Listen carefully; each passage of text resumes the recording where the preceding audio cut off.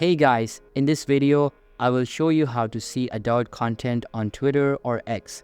Alright, so let's begin.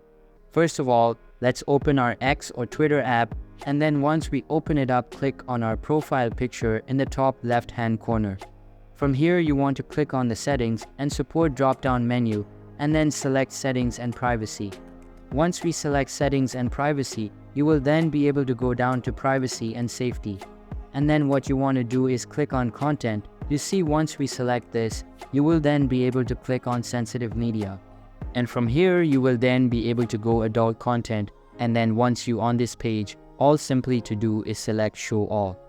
Once you select Show All Adult Content on Twitter, will be available to see. So that's basically how you can see adult content on Twitter or X. So that's all for this video. Consider subscribing if you find it helpful, and I'll catch you in the next one. Thanks.